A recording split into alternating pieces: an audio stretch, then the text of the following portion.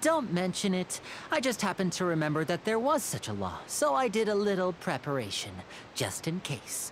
I didn't think it would actually come in handy. So, now do you see what kind of god Lady Farina is? She can be a bit confusing at times, but she is still amenable to reason.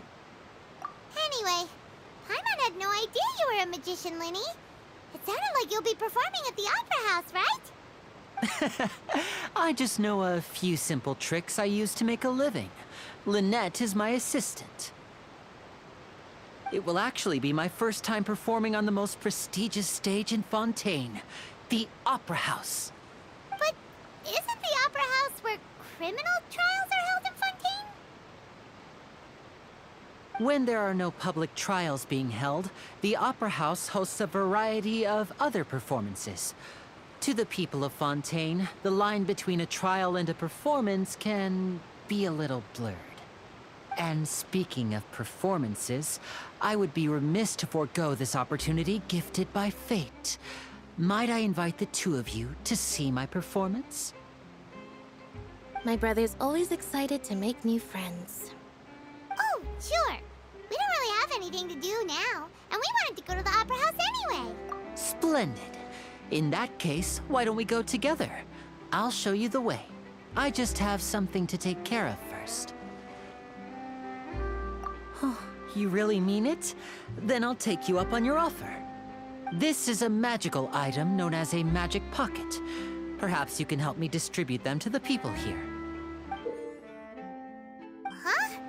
What are they going to use it for? About that... You asked me before about the prophecy, right? Let me start by telling you a little more about what it entails.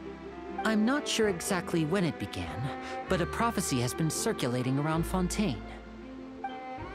It says that every person in Fontaine is born with sin. No matter how the Nation of Justice holds trial after trial, this sin cannot be absolved. Until one day, the water levels in Fontaine will rise, and the sinful people will slowly be drowned. In the end, the people will all be dissolved into the waters, and only the Hydro Archon will remain, weeping on her throne.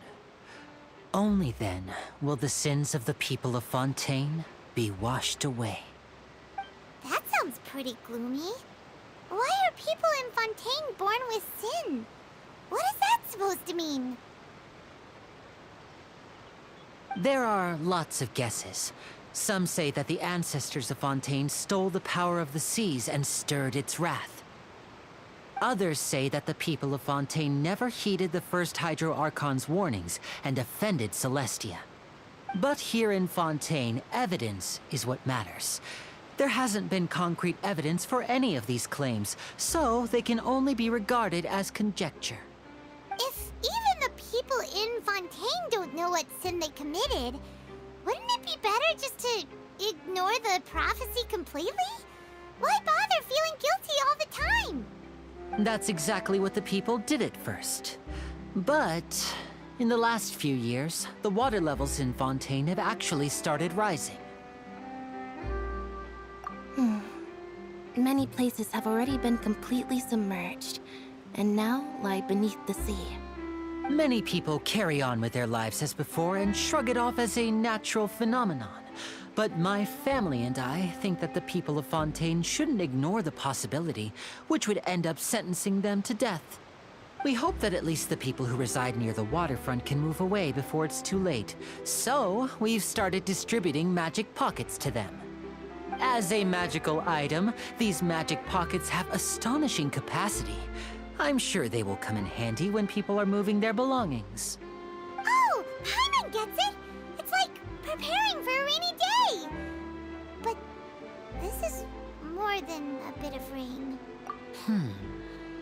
Perhaps only absolute power could ever contend with such a catastrophe.